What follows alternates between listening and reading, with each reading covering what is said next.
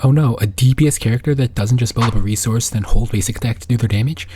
Wait, you're telling me she doesn't even build up any resource? How on earth do I play this character? Okay, despite Yidhari breaking this trend that I think every limited agent except Hugo and Yanagi have followed, she isn't that hard, but she also isn't the kind of character that's extremely straightforward with a simple game plan. In this video, I'll explain the best way to play her, from her general game plan to her stun combos and everything in between, and let's start with a tip that you won't expect. So you're going to go into combat and you're going to activate Ether Wellspring. If you have Lucia, activate her Dream State, and if not, get 3000 decibels and hold down her basic attack until the bar is full. Look at how much HP you have, and then take out a calculator. Divide this number by 2 and remember it. This number is very important to remember. Now divide it by 2 again. This number is less important to remember, but it's still worth knowing. Why did I tell you to bring out the calculator before telling you anything about Yidhari's abilities? It's because this is half of Yidhari's entire kit. Her core passive gives damage based on missing health, capping when you have half her health. Her additional ability gives 30% crit damage while under half health, and her W engine gives 20 crit rate. Let's put into perspective how important these buffs are. Her core passive lingers if you go above the threshold, but the other two won't. I'll open up her stats page, and these are the stats while above and under 50% HP, and I did make sure that I have every other character's buffs applied as well. Now I will show you the effective damage gain from my crit stats for both. Just to quickly explain the formula, it is the chance that I land a crit multiplied by the damage multiplier of that crit, then I add the chance that I don't land a crit since its damage multiplier is 1. As you can see, even after King of the Summit and Lucia's buffs, not being above 50% HP is a 20% damage loss. It's a simple rule to remember, but it's not as easy to follow. If you take nothing else from this video, it's to remember what that 50% threshold is and to stay under it as best as you can. And there's a reason I told you to specifically remember the number. The HP bar can be a little bit misleading. Could you tell me if this is under 50% HP? Guess what, it's not. What about this one? This one is under 50% HP. These were just some quick examples to show you that eyeing the HP bar to see if you're under 50% isn't the most reliable. So yeah, unfortunately doing a little bit of math is required while you play her, but it's not that bad. Now damage bonus is meaningless if you aren't doing damage in the first place. Let's go over what her buttons do and where her damage comes from. Her dodge and assist do exactly what you think they do and don't do anything special. Her ult and chain attack are also straightforward. They just do damage, nothing really to talk about here. Her basic attack is where things start to get interesting. You do have a basic attack string, but you're never going to use this. The last basic attack is important, but I'll get back to that. Instead, you are always going to charge your basic attack. As you charge your basic attack, you will drain your HP.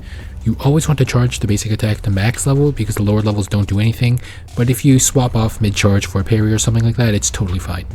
Getting hit while you charge will charge it further, but well, it just kind of happens since you usually want to be charging anyway, so I'm not going to talk about optimizing for that. After you finish charging, she will do a spin. This isn't totally useless because it's really good at grouping, but in terms of damage, it's pretty bad, so you'll use this on the first wave of shield defense or combat stages in Hollow Zero, but basically never in Deadly Assault. Instead, you'll use another basic attack to cancel the spin and do her Hammer Slam. You can follow this up with her third basic attack, which I will call B3 for the rest of the video. The last thing about her basic attack is that fully charging it activates this part of her additional ability.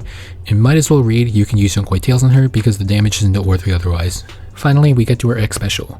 This is where the biggest part of her damage is, and it's the fun part of her kit. I'm going to go back to the charge basic attack real quick, because I told you that getting hit will charge it. But what you can do instead is you can tap special to parry while getting hit and instantly max out the charge. You don't even need adrenaline. Without adrenaline, follow up with the basic attack to do a B3. With adrenaline, press X special again to use Glacial Crush. This is where her damage comes from. If the enemy is stunned, you can do the same thing without needing to parry anything. Obviously you could just not do that, but pressing your X special just swings your hammer around and does half the damage of Glacial Crush without being able to follow it up with a B3, so just don't do that. I should also mention that her X special will heal her for 33% of her missing HP. This is why I told you to memorize that 25% number earlier.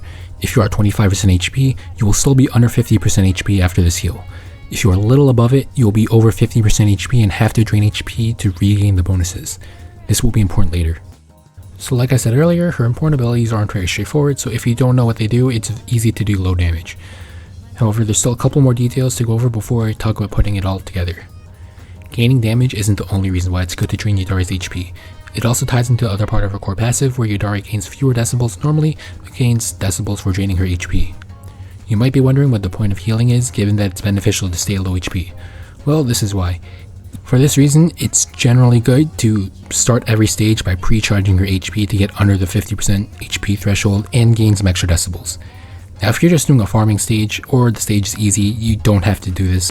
The last goofy thing about her kit is using her ult. I already said that her ult itself isn't special, but actually getting to press the button is different.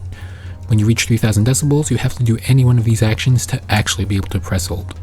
You gain an ult charge, and this charge lasts 30 seconds and cannot stack. In practice, it's not much different from gaining ults normally, however there is the chance that your ult charge can expire on you. Use this buff indicator to keep track of your ult, and make sure to use it before you lose it. Okay, now that we know all the tools in your kit, let's go over how to best put it together for the best results in combat. Yidahri is an on-field DPS, but she's also best played by maximizing stun windows, so I'll start with that and then go over how you prepare for them afterwards. I actually already made a video on stun windows, but I'll admit I rushed this video so there's a couple of mistakes, but it's still worth watching and I'll talk about what I got wrong and didn't include in this section. In order, Yidahri's highest damaging abilities that you want to use during a stun window are Ult, Glacial Crush, Chain Attack, then B3. So in general, you have two options for your stun combo. The first combo I'll show is Double Chain Attack. Let me help you chill out.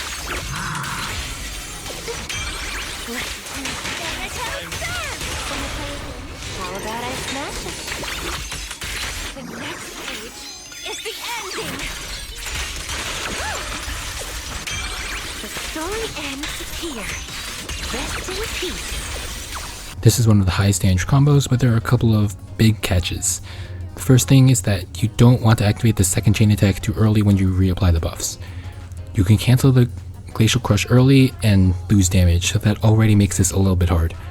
The second thing is that if you're too slow, the second Glacial Crush finishes outside the stun, which again is bad. And last, and this is the big one, after the first Glacial Crush, obviously it heals you.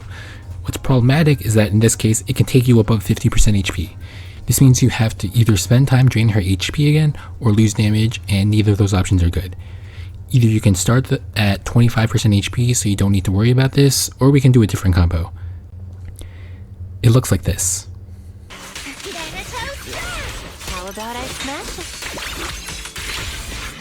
Rest amidst the ice.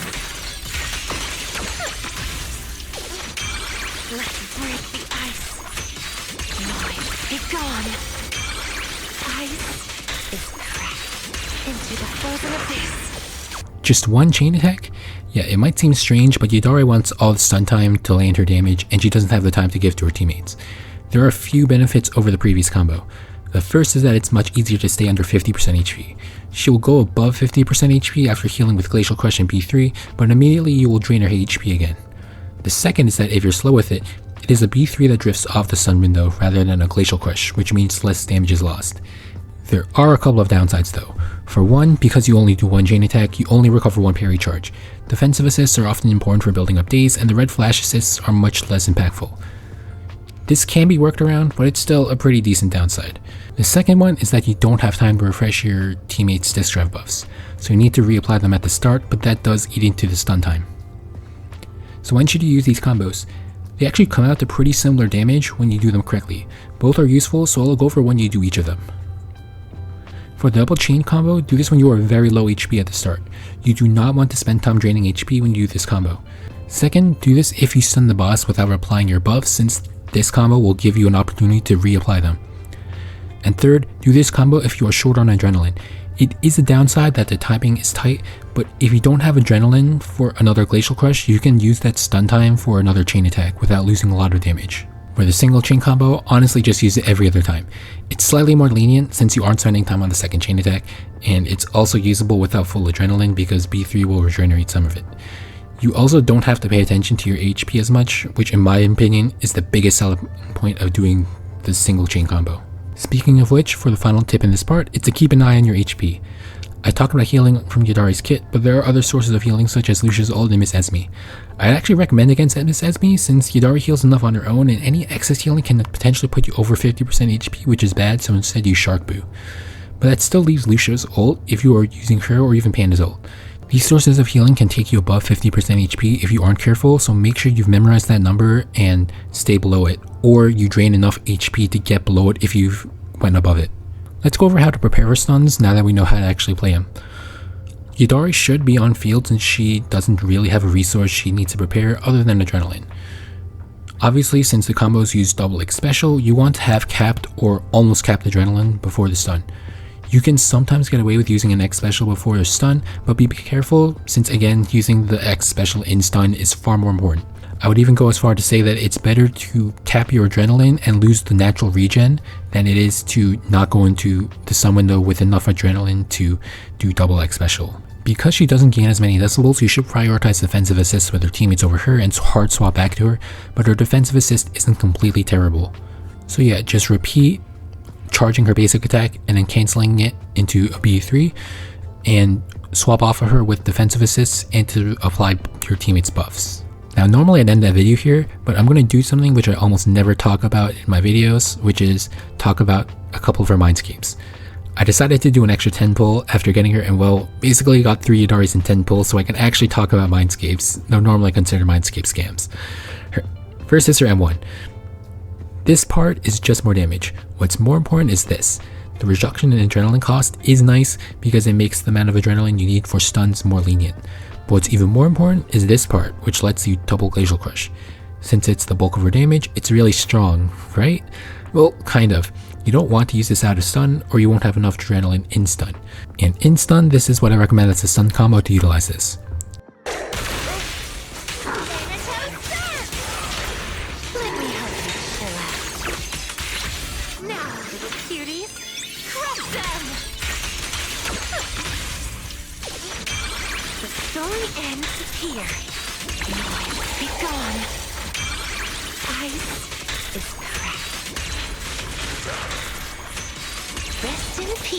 There's a couple of things to note. First, the reason why I do a single Glacial Crush first is that double Glacial Crush heals you a lot. This puts you way above 50% HP, so that last Glacial Crush will lose a lot of damage if you go right into it. Next, the timing is really tight. If you spend any time at all refreshing buffs, the third Glacial Crush will drift off the stun. And last, you don't have enough adrenaline to naturally do all 3, so after the first Glacial Crush, you have to do a B3. Now if only there was a way to get more adrenaline, we wouldn't have to do this B3 and the timing would be more lenient, so I wonder if we could get some more. Well played, Hoyo, well played. Create a problem and solve the solution. I can't speak from my experience playing M2 yet because well, I'm not going to activate it yet until Wandering Hunter gets HP inflated, but yeah, my assumption is that with M2 you can skip the B3 in the stun combo. You should also be able to use one more Glacial Crush in between stuns, but that's just my theory since I haven't activated it yet. Yidhari is honestly a lot of fun and it's kind of disappointing that I've seen people call her a one boss wonder. Her damage is really solid and in the next patch the newest boss is Ice and Physical Weak instead of Fire and Physical Weak like you'd expect, so Yidhari will also be great there at the very minimum. Miyabi may have cursed the ice element for everyone else, but I expect Yidhari to actually age pretty well. But, well, if you sat through a 12-minute video of me talking about Yidhari, I probably didn't need to convince you to pull her anyway. If you're still confused about anything I said or have additional questions, leave them in the comments, and if you'd like to see an example of some Yidhari gameplay, you can check out this video. Like and subscribe if this was helpful, and I'll see you guys next time.